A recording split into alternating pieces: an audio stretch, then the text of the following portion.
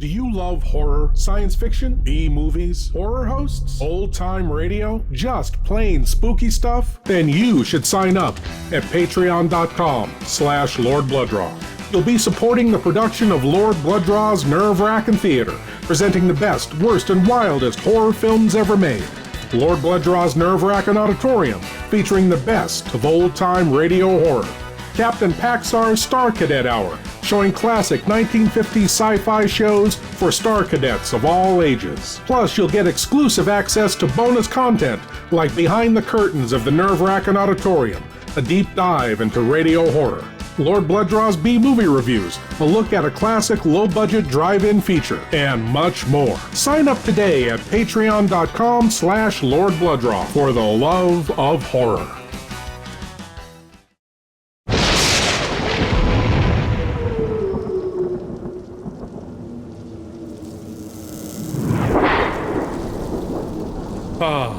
I'm so glad you're here.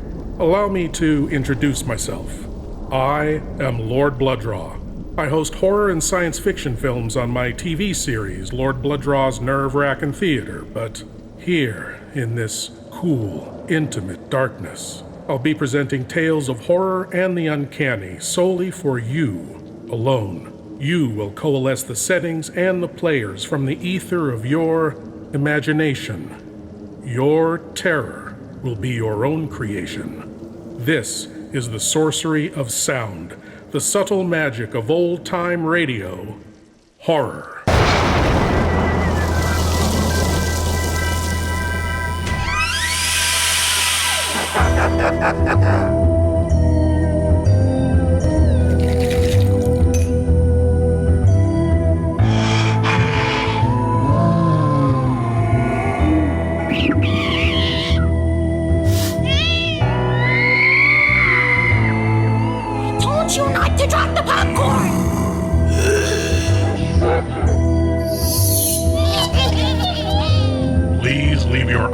At the door. You will not need them. This is Lord Blood-Rah's Wrackin Auditorium.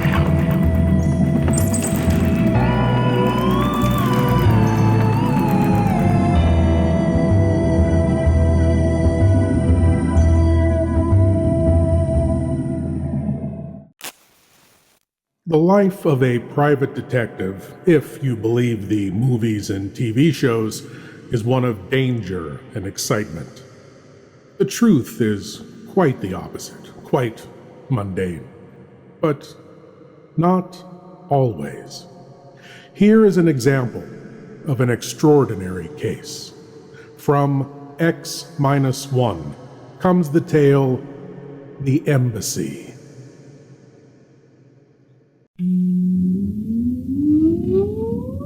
Countdown for blast off. X-5, 4, 3, 2, X-1, fire.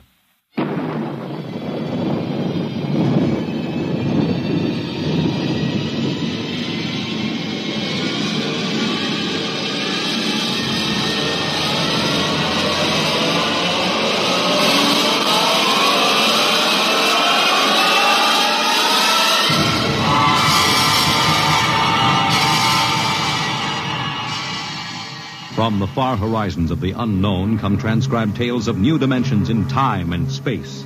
These are stories of the future, adventures in which you'll live in 1,000,000 could-be years on 1,000 maybe worlds. The National Broadcasting Company, in cooperation with Street and Smith, publishers of astounding science fiction, presents X-1.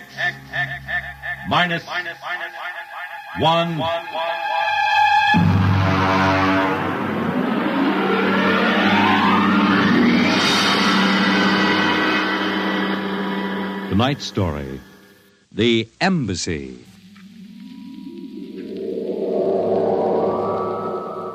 Out of the infinitude of stars and planets in the solar system and other systems in the universe, it is almost mathematically certain that other forms of life exist on other worlds.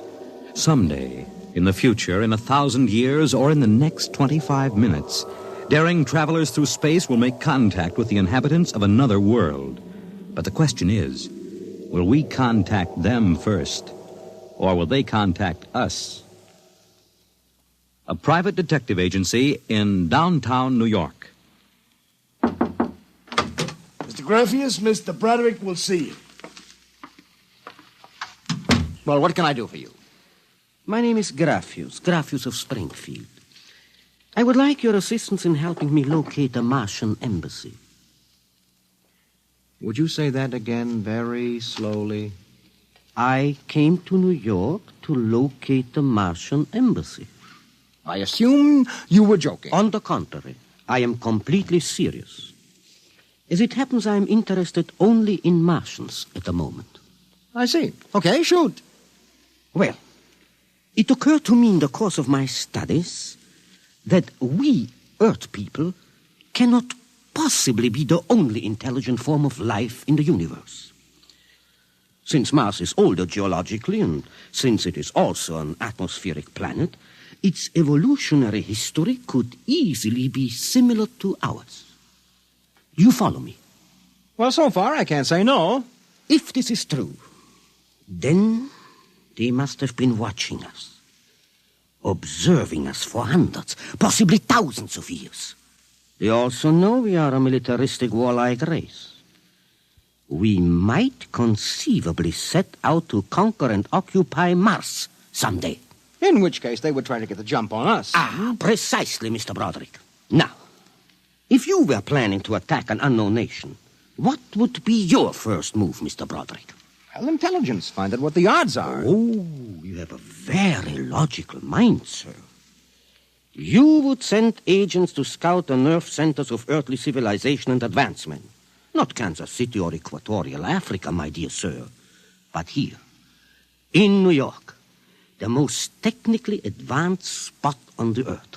And you want me to help you prove this theory of yours? Precisely. The expense doesn't interest me. Well, now, this may take a long, long time, Mr. Graffius. After all, nobody has ever seen a Martian. I assure you they will be very ordinary-appearing people. Mm-hmm. Very likely they live together in downtown New York. Most certainly they live in a private house with no servants to pry in their affairs. Oh, some ordinary people who live in a private house in downtown New York. I might just as well look up Martians in the classified section of the phone book. There's one other lead which might help you. What's that? They would be almost certain to subscribe to every conceivable type of newspaper, scientific journal, and foreign language publication. Well, now, that might be something. Okay, Mr. Graffius, it's a deal. Excellent. I shall contact you tomorrow.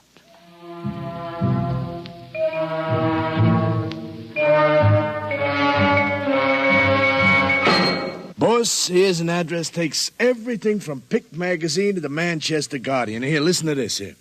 Pick, Look, Scientific America, the Daily News, Daily Worker, the Police Gazette, Journal of Engineering, a Scientific Quarterly, American Psychiatric Journal. Let me see that.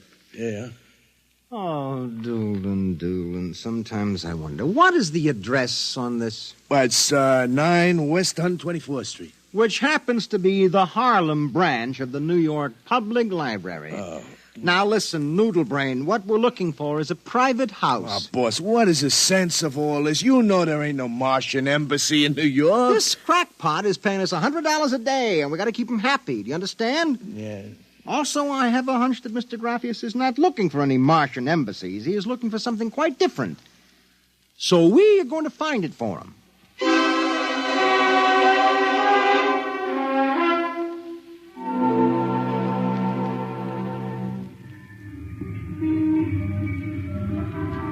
Which house is it, Doolin? It's right down there, number 108.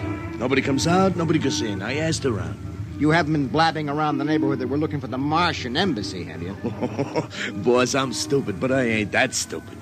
Who'd you talk to? I struck up what you might call a casual acquaintanceship with those two girls standing with the baby carriages up the street. That cute one is real cute. Look, Doolin, don't try to do anything intelligent, all right? Just keep walking up and down, see? Check. I'm going back to the office to meet Graffius. I'll see you later, boss.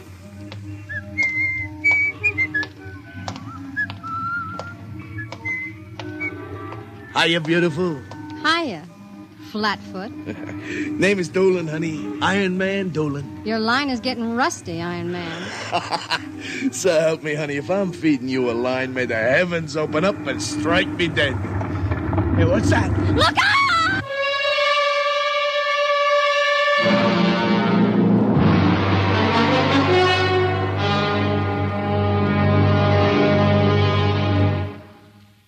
I'm sorry to have kept you waiting, Mr. Graffius. Thank you. But I've had Doolin casing our first lead for a week now. It's a house down in Greenwich Village, privately rented, number 108 Conklin Street.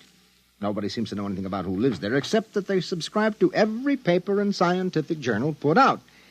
Also, there's a radio antenna on the roof. Oh, you don't suppose your Mr. Doolin will try to get inside the house? If this place is the Martian embassy... No, don't worry. Doolin can take care of himself. I'll stop with him now. Excuse me. Hello. Yeah, speaking. Doolin? Yeah, he works for me. What? No. No, I can't think of any. Yeah, sure. Okay, I'll be right down. Okay, Lieutenant, yeah. Yeah, right away. Something the matter? Doolin is dead, Mr. Graffius. All right, come on, we get a cab. I have to identify the body.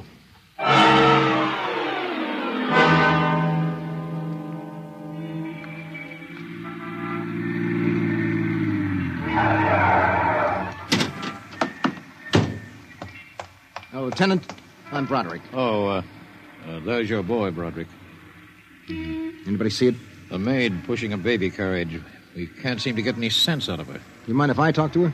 Hanson, this guy wants to ask the girl a few questions. Please. I told you what I saw. How many times I got to tell you? Look, miss, the dead man was a personal friend of mine. Would you tell me what happened? Helen and I were standing in front of Rathman's candy store up on the corner. We both had the babies out. He said hello and joked a little. Then he... What happened? It's too awful. No, please. Well, first he squashed. And then the stone fell on him. Did you repeat that? They don't believe me. But Helen saw it, too. Saw what? First he squashed, and then it fell on him. He was mashed flat before it even hit him. Now, look. That's the story, Broderick. Please, let me alone. Let me go home. I told you what I saw. Now let me alone. Let me alone. Did you learn anything, Mr. Broderick? I don't know. May I ask, what do you intend doing? Well, as soon as the cops clear out and this place quiets down, little Broderick is going to pay a personal call on the Martian embassy. Or whatever number 108 is.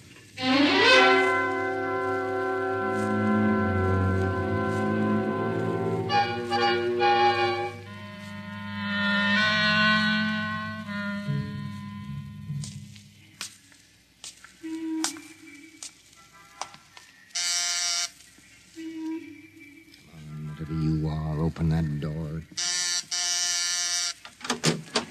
Yes? Oh. Well, young man. Oh, excuse me, ma'am. Is the lady of the house at home? I'm the lady of the house. Oh, well, my name is Broderick. I represent the Manhattan Child Adoption Center. We're soliciting funds and clothing for stranded and unadopted children. I Won't wondered you if... come inside? Well, we don't. Usually Oh, nonsense. I'm old enough to be your grandmother.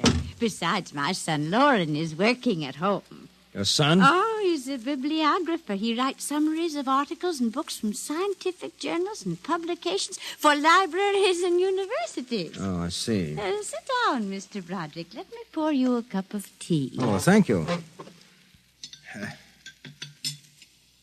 Well, you know, I'm not much of a tea drinker, but it seems to have a strange taste. Oh, it's my own recipe. Uh-huh. Well, I think that I'd better be running along but now. You haven't finished your tea, Mr. Broderick. No, really. I feel a little funny. I'll call Lauren. No. It's all right, I'm leaving. I just feel kind of dizzy. Well, I'm sure Lauren would like to hear about the adoption center. I'll call him. No, don't but bother. I must. Besides, you aren't well. Tea. Lauren! I've got to get out. Lauren! Lauren, hurry! Look out. You get out of my way. No. You must stay. Yes, Mother. You drugged my tea. You let go of my arm. Lauren! Let go. No! Oh! I've got to get out. The front door open. Open! What happened? The other one, that Broderick, he was here. I drugged his tea. He got away? He was suspicious. Fool! Idiot! Go after him. Risk another murder on our doorstep. Are you insane? But he suspects. Well, we'll have to take our chances. We'll have to think of some other way. If he goes to the authorities... Oh, they'll laugh at him. How did they find out? I don't know how. But I'm certain someone else sent them. Who? I don't know. I'm afraid to let myself think. It might be. It just might be them.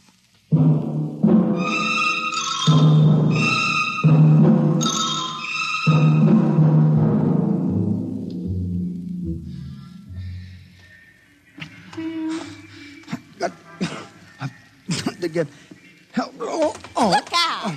Miss, please. All right, miss, we'll take care of him. Come along, mister.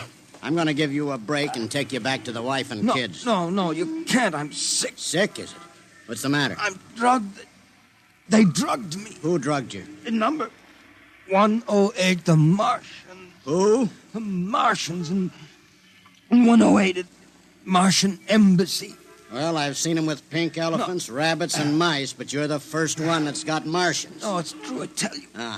Come along. Listen, don't take me back there. They'll kill me. I've got to make you understand. Here, I'll help you up the steps. Look, listen, my name is Broderick. I'm a private dick. We'll find out about this. No. Here, don't try any tricks. Officer, listen, please. I'll give you anything, $1,000, but please, listen. For God's sake, listen. Yes, officer? Why, Broderick. You know this lush, Granny? Oh, why, that's my son, Broderick. No, she's Martian. He's in pretty bad shape. You better get him to bed. Oh, dear, and he was doing so well at the Alcoholic Society. He must have gotten off again. Looks like he's ready to pass out. Lauren! What is it, Mother? Oh, Brod. Your brother Broderick has been drinking again. No, officer, please. Look out. He's passed out. Oh, I'll take care of him, officer. We've handled this sort of thing before. Can you manage okay? We'll be fine. Thank you. Oh, you've been very kind, officer. Nothing at all, Granny. I know how it is with these alkies. Well, I'll be seeing you.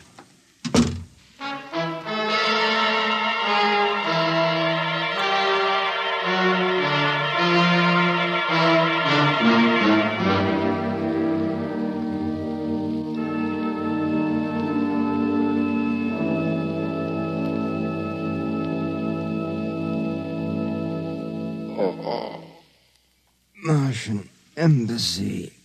Martian. Oh, my head. Our Mr. Broderick is regaining consciousness, Mother. What happened? I can't get up. Oh. Do not struggle, Mr. Broderick. It will be impossible for you to rise from that chair. The pressure from this ray will keep you there. Ray? Who are you? Well, you've already guessed, Mr. Broderick. You mean this really is the Martian Embassy? Yes. Yes, you have the honor to be the first prisoner of the Imperial Government of Mars. First prisoner? Yes. After the invasion, of course, you will all be our prisoners. What sort of nonsense is this? No nonsense, Mr. Broderick. As your people will soon find out. Our preparations for invasion are nearly completed now. As soon as we give the signal, our armed forces will launch a surprise attack. And then the Earth will be ours. You're crazy. Oh, not half as mad as you, Mr. Broderick, to come muddling so foolishly into our affairs. It was a mistake, Mr. Broderick. A fatal mistake. So Doolan's death was no accident, then, huh? Oh, assuredly not. We found it necessary to use a pressure ray on your friend. The block of concrete was an afterthought. We thought it might help to divert suspicion. All right.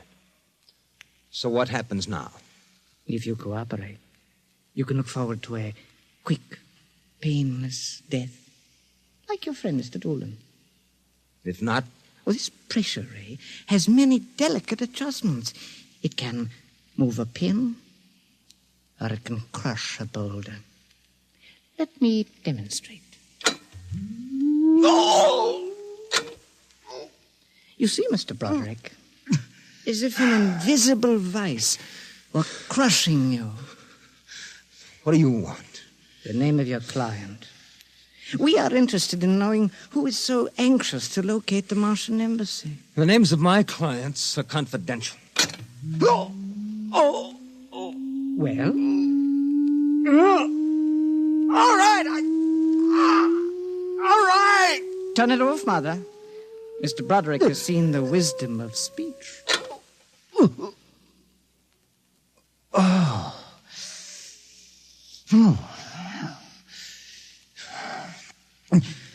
His name is Graphius. Graphius? Yes. An unusual name for an Earthman. Describe him. Well, I don't think I really can. Describe him.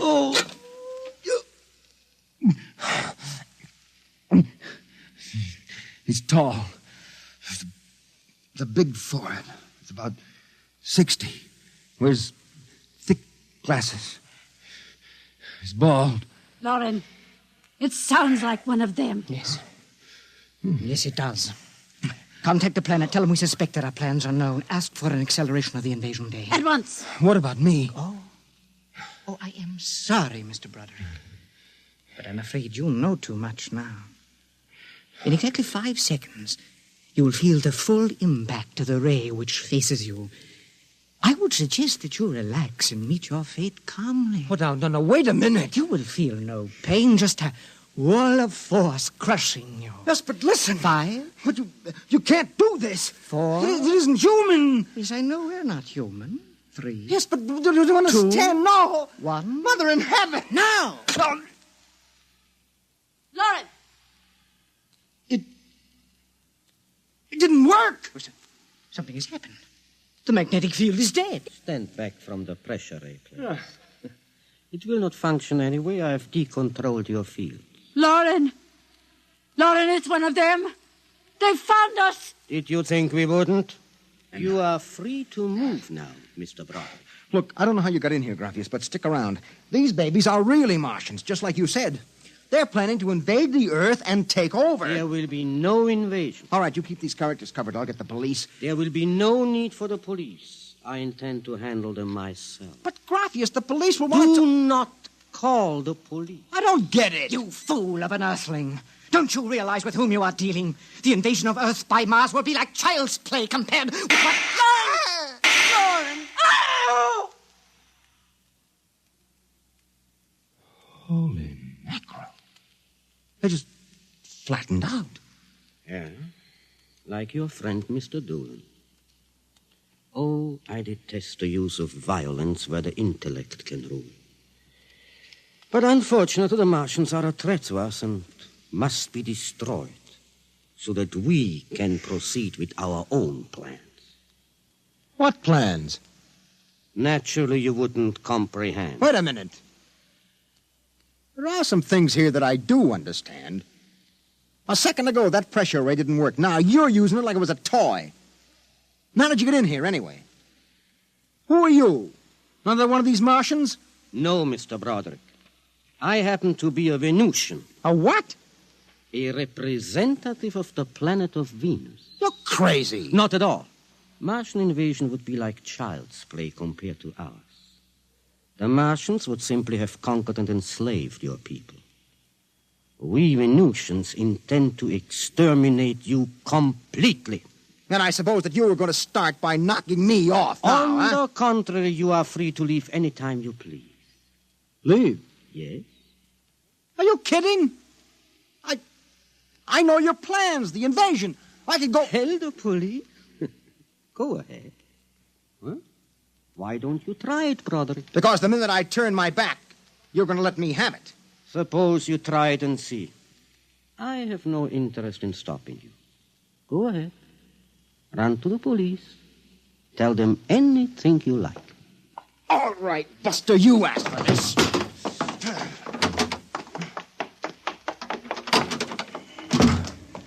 I'm alive. You let me go. Here. Where do you think you're running to? Officer, listen to me. Oh, it's you again. The one with the Martians. Listen, that story is true. You've got to believe me. You've absolutely got to believe me. They're inside that house, inside number 108. He killed them. Who killed him? Graphius, the leader of the Venusian invasion. Venusian invasion. Look, they're going to take over the Earth. Listen to me. Go in that house. Martians, now Venusians. Okay, brother, I've heard enough. Your Betty is a bedbug. Come along. Please, where are you taking me? Bellevue Psychiatric Ward, my friend. Come on. No, but you... Come along. You don't understand. Why are you such a fool? Let go of me. There's going to be an invasion. The Venusians are going to invade us. Why don't you listen to me? Why don't you listen?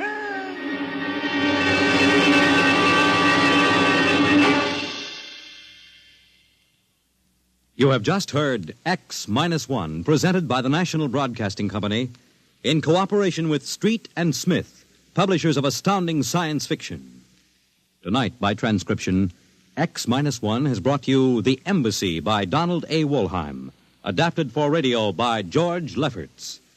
Featured in the cast were John Larkin, Theo Getz, Bill Zuckert, Audrey Blum, Virginia Payne, Clark Gordon, Jack Orison, and Reese Taylor. Your announcer, Fred Collins. X-1 was directed by Dan Sutter and is an NBC Radio Network production.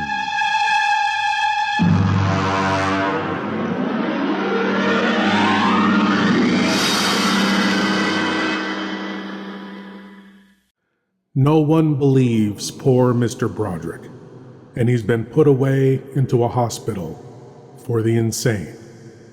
But his stay will be a short one, and he'll be believed soon, when the Venusians come to claim the Earth.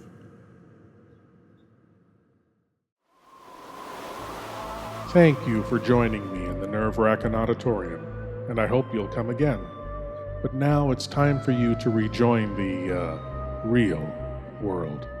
I am Lord Blood-Rah, and I'll be waiting here for you in the shadows of your mind until the next time you seek the darkness.